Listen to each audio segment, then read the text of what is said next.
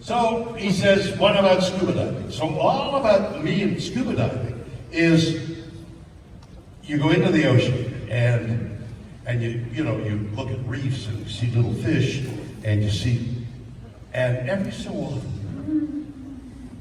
a black-tip or a white-tip shark scoots by. So it's either the black-tip is dangerous, the white tip isn't, or the white tip is dangerous. It reminds me of one of those Star Trek episodes, okay? It's black and it's white and it's dangerous and not dangerous, but beware of that shark. You know, you don't have to be too aware of the next shark, but it'll bite you. Be aware of the sharks.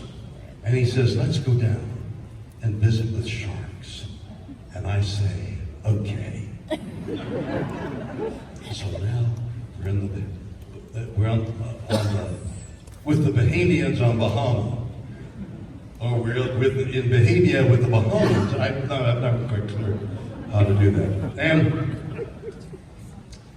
And I'm on board a ship, getting ready to jump into the water with a scuba tank and visit with the sharks. We've also got a lady who's been there 30 years, who's the shark whisperer.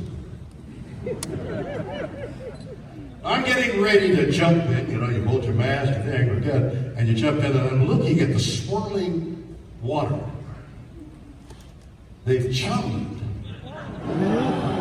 to get the sharks close by. It means they're throwing things for the sharks to eat.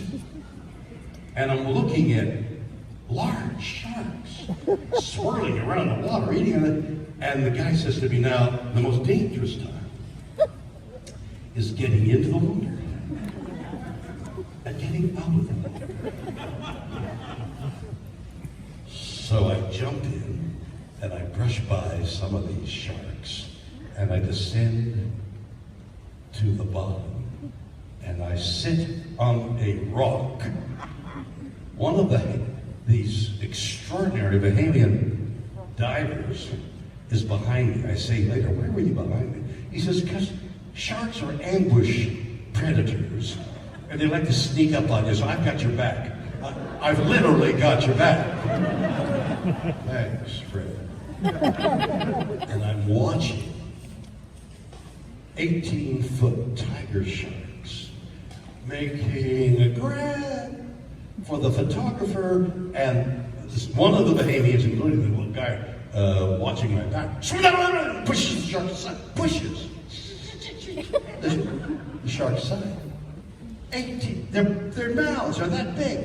And that's no exaggeration. They're 18 inches. I mean, they could swallow you whole. Never mind an arm or a leg. They could take your whole body if they wanted to. Now, the message is they don't really want to. They would rather have a steak. Medium rare. With a little olive oil and garlic. No, they would rather have natural food. They don't want the humans. And the message is, of course, they're absolutely necessary predators, and leave them alone and let the ocean be natural. But that's another whole lesson. Over here is the shark whisperer lady. She's surrounded by 5-foot sharks. I'm not quite sure what they are, but she's surrounded by them, and she's petting them. Now she brings a ship. While they're feeding and pushing the sharks aside, she brings over a 5-foot shark, and she puts it on my lap. They're all wearing chainmail. Okay? I'm not wearing chainmail. And I'm petting a 5-foot shark. Now, there is this thing about sharks that if you turn them, it's really wild. It's right out of this Star Trek movie. If you turn them upside down and pet them, they go into a tonic faint. They kind of lose consciousness, but they have to keep moving in order to live, or water through their gills. But they go into a kind of faint, which is what the orcas somewhere along the line discovered, and that's how they fight and eat great whites. two of them will turn them upside down. The guy goes, and they eat his liver. And I'm thinking, this shark is going to turn me upside down and eat my liver. And I need my liver. I'm petting the shark, and I'm thinking, it must be in a faint. And then inadvertently I touch its gills, and then it swims off. That shark wasn't in a tonic shark, faint. So she's over there, and she's petting some more sharks, and she pets them, and then she brings another 5-foot shark over to me. And I realize, like your pet cat or dog, it's like love. A shark is like faint from love. It's resting there, and I'm petting, and I can feel its rough skin. It's like rough carpet.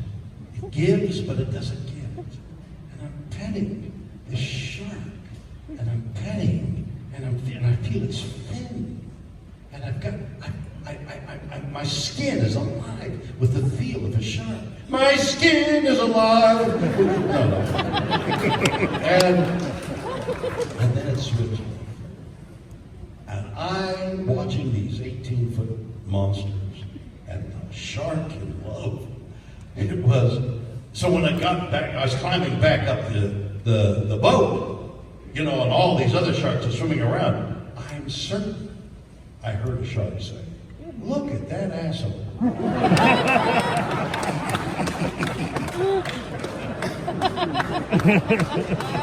It was a life-changing experience.